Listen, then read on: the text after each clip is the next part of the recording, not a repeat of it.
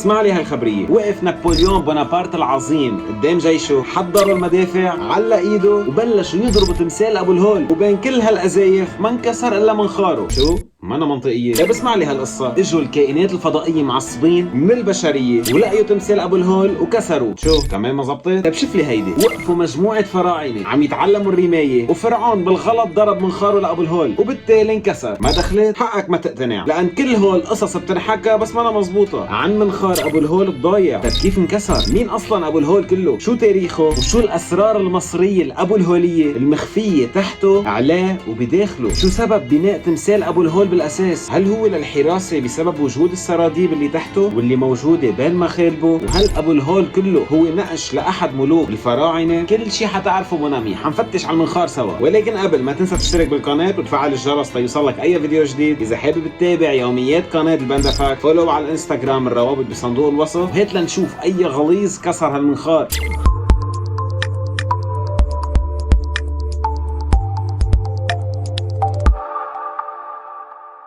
منامي ما في شي بيضاهي تاريخ حضارة مصر القديمة أكثر من أبو الهول. أكيد في الفراعنة، ولكن أبو الهول له حصته. تاريخ درب بالحضارة المصرية بجسد أسد ووجه إنسان. منه بس اكتشاف أثر كبير، ولكن بيحمل بين أحجاره كمية مهولة من الأسرار وألغاز لهلأ بعد في أشياء مش معروفة. وين بيكون في أسرار بيكون في طرح أسئلة من العلماء وحشرية علمية تماما مثل الباندا فاكت. بيطالب البشر بمعرفة المزيد من التفاصيل عنهم. كيف من 4000 سنة قبل الميلاد قدروا يبنوا هيك تمثال؟ او هل اصلا انبنى؟ عم تحكي منامي عن تمثال صامد عمله ليومنا هيدا. هل هو مجرد تمثال كبير او جواته سراديب تحمل اسرار كبيره ممكن تعطينا معلومات عن تاريخ البشر القديم؟ تمثال انبنى او ما انبنى حد موقع الاهرامات، مصنوع من الحجاره بخليط بين قوه العقل وقوه الجسد. حارس الاهرامات هو الاسم المشهور فيه والمعروف فيه تمثال ابو الهول بين المصريين القدماء. ووجود هيك تمثال وهيك شكل حد هيك اهرامات دغري بروح راسنا انه هيدا كان حماية لهالأهرامات لردع أي محاولة تعدي على الأهرامات ومراقبة منطقة الجيزة اللي موجود فيها. تمثال لشكل أسطوري يقدر طوله بحوالي 70 متر وعرضه حوالي 20 متر وبارتفاع أكثر من 22 متر، وبهيك حجم يقدر بأكبر المنحوتات بالعالم ومن الأقدم بالعالم. من أول ما انبنى كان أبو الهول مزين وملون وفريش، وهالموضوع انعرف حسب بعض الألوان اللي لقيوها موجودة تحت ديناه. ووقت نحته يقدر بأكثر من 3 سنين من أكثر من 100 نحات اشتغلوا فيه باستعمال المطارق والازامير.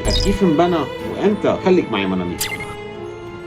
حسب العلماء والخبراء بيحتوي ابو الهول على عدد من الممرات الضيقه، واللي بيقول الخبراء عنا اليوم ان شبكه من الممرات بين ابو الهول وثلاث اهرامات خوف وخفرع ومنقرع، وبيقولوا بتحتوي على مقابر وعلى كنوز. وهيدا الحكي حسب نتيجه التفسيرات للوحه موجوده على صدر ابو الهول واللي بتعود للفرعون تحمتمس الرابع. بدي اعرف بس ليه امه هيك سمته. وكان تحمتمس بيوم من الايام رايح على الصيد على هضبه الجيزه لتفركش فجاه براس تمثال ابو الهول، واللي كان انجا مبين بس راسه على الهضبه، فبيلقي عليه وبيرتاح. وفجاه بيظهر له بالحلم وبيقول له اذا بتشيلني من بين الرمل حتصير فرعون والشعب كله حيحبك وتصير من اقوى الفراعنه. الله يفشكلني بام الهول. وهيك صار. باول سنه اعتلى تحتمس على العرش وخلت ذكرى على ابو الهول على شكل نبوءه، واللي حطها على لوحه الجرانيت اللي حكينا عنها اللي موجوده على صدره. طيب ولكن هل هو اللي بناه؟ هو لقى راسه؟ لا منامي جاي لك بالموضوع. تحتمس شال بس الرمل من حوله بس ما هو اللي بناه. طب مين بناه؟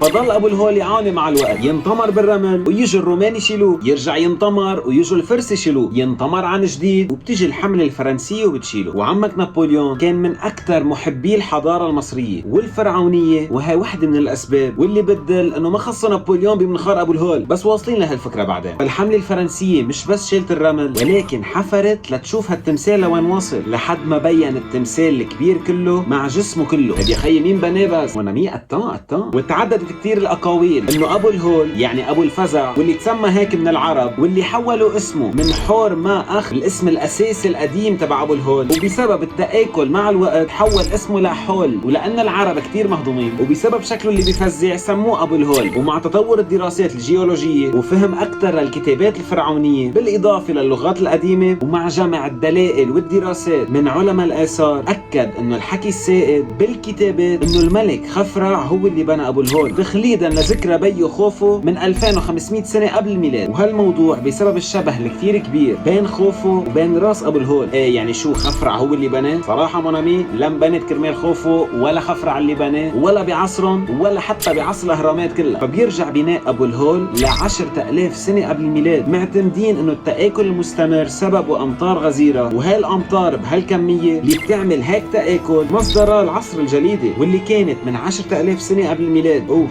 ايه والله مونامي وحياتك يبقى اندفعت فبتكذب علي الا بشغله صغيره، طول ما انه حالك عنها ما انا كذبه. خليك معي.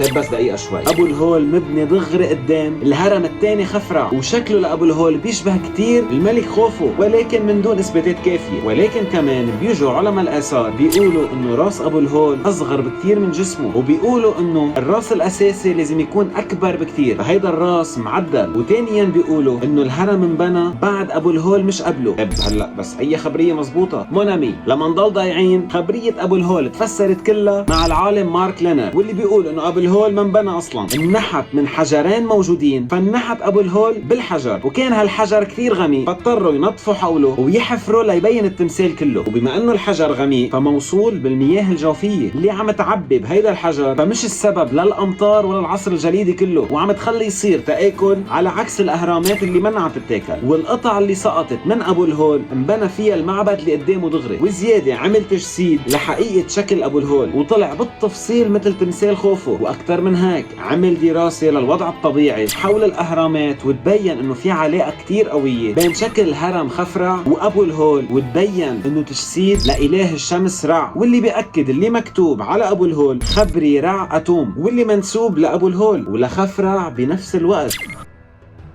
مونامي انك تكشف سر مثل هيدا بيحتاج لمئات السنين، وكشف سر ابو الهول كونه الاله رع اللي بناه خفرع تعتبر من اهم الانجازات بالتاريخ، بانك تعرف تاريخ تمثال من بعد دراسات متنوعه ودقيقه واعتمدت على مجهود علماء كتير ودلائل وتكسير راس ليتوصلوا لهيدي النتيجه. هيدا انجاز بحد ذاته، ولكن الخبريه ما خلصت هون. عرفنا تاريخه ولكن شو في جواته؟ والمنخار المكسور شو قصته؟ ليه نابليون بده يشوهه؟ كان بيملك منخار كتير كبير بطول متر، طب وين هو؟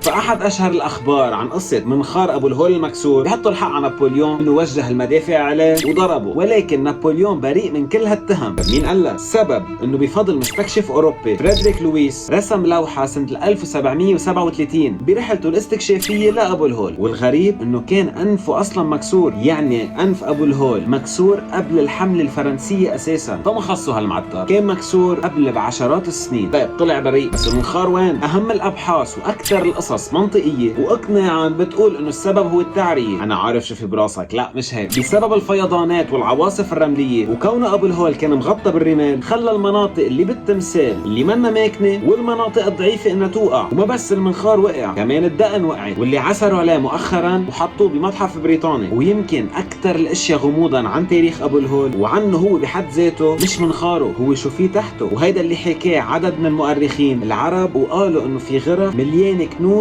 ومقابر فخمة، وبينحكى انه بهالغرة في كتابات بتوثق احداث، ومش اي احداث بتحكي عن حضارات قطعت على الارض ولهلا مش عارفين فيها، وبتحكي عن علاقة بين المصريين القدامى وكائنات فضائية. وهالموضوع بالعصور على ممرات حول ابو الهول وعلى رأسه وتحت دينته الشمال. راحت الايام واجت وتنست هالاخبار لحد سنة 1979 لما حصل الدكتور تشارلز على تصريح للبحث عن وجود انفاق، وما قدر يكشف شيء، ولكن جهاز الرادار قال غير هيك، كان بيكشف انه في انفاق صدقا، ولكن السلطات المصرية ما خلته يحفر. وبلشت الاقاويل انه السلطات المصرية تعرف شو فيه ولكن ما بدها حدا يعرف، وبيقولوا بكل بساطة ما في شيء تحت ابو الهول. طيب اذا مزبوط ليه ما بتخليهم يحفروا ويفوتوا بوحدة من هالفتحات الاربعة على ابو الهول؟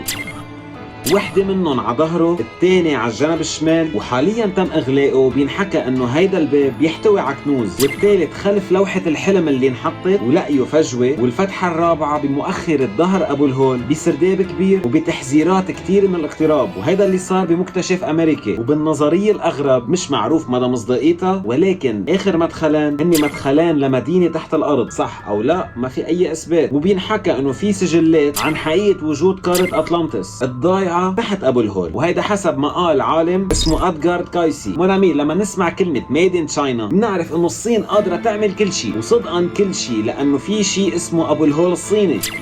اي مونامي، عملت الصين تمثال ابو الهول، ولكن بالصين عملت تمثال مثله وقريب كتير لحجمه، ولكن هالموضوع استفز هيئة الآثار المصرية، رفعت دعوى عليها وصارت كتير محاولات ومناورات لهدمه، لا بالاخير اقتنعت الصين وهدمته. فمونامي، ابو الهول المصري مش الصيني بعده سر من اهم الاسرار حول العالم، كل الاعين عليه، وكمان كل الاعين على قناة بان دفعت. فاذا جديد على القناة ما تنسى تشترك بالقناة، فعل الجرس ليوصلك اي فيديو جديد، حضر كل الفيديوز اللي قبل وانطر اي فيديو جديد، لايك، شكرا على المشاهدة وبشوفكم الفيديو الجاي.